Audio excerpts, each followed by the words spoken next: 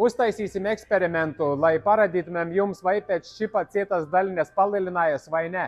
Mums šodien ir Audi 3-litrīgais tieši 2013. gads, un viņam ir tā jau robeža, no kurienes mēra cietas daļiņas. Tagad pirms čipošanas, pirms liekot uz jaudas stendu to mašinu, mēs mēram cietas daļiņas ar tādu pašu aparātu, kā mums šeit Rīga tehniskā apskate mēra.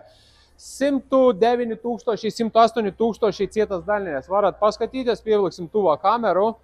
103, 104 000. Tās ir nečipotai mašinai, nelikta vēl pagaidam uz jaudas stenda. Jau braucam uz jaudas stenda, uzliekam, izrulējam, sačipojam, tulītās redzēsit, kādi būs rezultāti pēc pirmā steidža ar visu ekoloģiju iekšā, un pēc tā visa čipa pamērīsim vēl cietas daļiņas, paskatīsies, kādi būs pieaugumi vai kritumi. Tā, jau saprogrammējam, uzliekam pirmo steidžu tai mašinai, pārbaudījam data logus uz oriģinālā faila, gan paņemam virtuālu failu, gan nolasījām caur benču, sakārtojam, uztaisījām pirmo steidžu, un tagad braucam ar mūsu pirmo steidžu čipoto mašinu. Paskatīsimies, kādi parametri, cik zirgspēku, cik griezes moments, bet atradam jau vienu nepilnību, čipoja to mašinu, mēs paņemam data logus un redzējām, ka viņam DPF filtram ir pretspiedenis, gandrīz pusbāra, ja? Tas nav baigi labi, jo arī jauda viņam ir jābūt 245 zirgi, bet reāli viņam bija 223 zirgi. Tā kā drusciņi ir mazāk nekā vajadzētu būt, tas ir DPF filtra dēļ, jo viņš bišķiņ aizsarējies un arī pat daļiņas nedaudz bija 104 000, bet tagad braucam, skatīsimies, kas būs uz mūsu čipa un pēc tam mērīsim cietas daļiņas.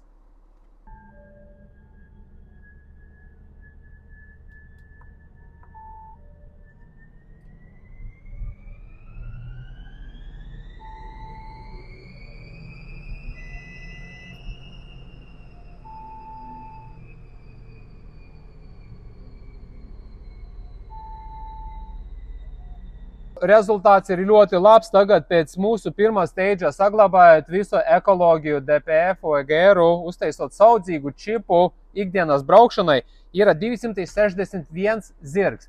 Neaizmirstam to, kad viņam mīnus 20 zirgi, tādēļ, ka DPFs jau ir palietots. Tad pieliekam klātos 20 zirgus, būs 281 zirgspēks. Rezultāts tai mašinai, ka 3-litrīgam, ir ļoti labs, kā minēju, ņemot vērā, visa ekoloģija ir iekšā. Un griezes moments 570 Newtonu arī ir ok. Atkartoti paņemam data logu, skatīties, DPF pretspiedenis patiešām ir pusbāra. Ja vari pievelkt ar kameru tuvāk, tad tulītas aiziesim līdz tām līmenim, kur ir diferenti priežu spiedenis. 1,7, 2,7, 2,8, 3, 400, 470, 475, tad redzat šitā vietā 474 milibāri, tas ir 0,47, gandrīz pusbāra, tas patiešām ir nav labi tai mašinai. Turbīnas spiedenis 1,7, 40 bāra, 1,7, degvielas reikas spiedenis 1,8 bāra, degvielas injection quantity kopīgai saliekot visas 6 prauslas 80 mg sanāk. EGRs darbojas, visi pārējie parametri ir ok. Tā mēs vēl apskatīsimies, kas notiek, man interesē ar temperatūram. Ok, paņemam temperatūras un vēl uzmetīsim aci uz temperatūram. Temperatūrā. Tāks, oil, LS temperatūra 82 grādai, izplūdes temperatūra 500 grādu, 600 grādu, tāpēc, ka DPFs ir aizsarēs. Un ienākoša gaisa temperatūra 36-37 grādi, interkūleris darbojas labi, dzēsēja gaisu, viss ir ok. Pat 40 grādu nepārsniedz interkūleris, bet atkal redzam data logos, ka DPF filtris aizsarēs gandrīz pusbāra un temperatūra sacelās 600 grādu, tas arī ir pa daudz tai mašinai, vajadzētu pabraukāt augstākos apgriezienus vai mēģināt veikt regenerāciju, ņemot vērā vēl daļiņas ir ok, nav krimināli, ir labi, bet palielinātas. Tagad noņemsim mašinu no jaudas stenda un pārbaudīsim cietas daļiņas pēc čipa, pēc tāda rezultāta.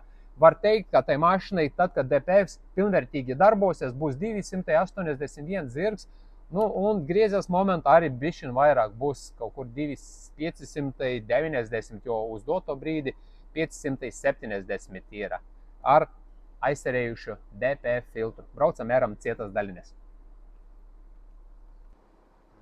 Mašina sačipota, pirmais stage ir uztaisīts uz jauda stenda izbraucam un cietas daļines 196 000. Izputem bišķiņ vairāk, jo DPF ir grietni padzīvojas. Redzējāt iepriekšējos video data logos, kad viņam ir pusbāra pretspiedenis. Uz jauda stenda braucot ieskrējamies kaut kur līdz 180 km/h. Turbīnas spiedenis 1,8, bišķiņ izputem ārā, bet mašinai pieļaujama norma ir 1 miljons un tagad ir 193. Palaidīsim vēl reģenerācijā, lai veiktu braucot un vajadzētu vēl uzlaboties viņam tā jauda. Tā kā čips neieteikmē cietam daļiem, droši varat čipot pie labiem sadarbības partneriem vai pie mums. Jauku dienu!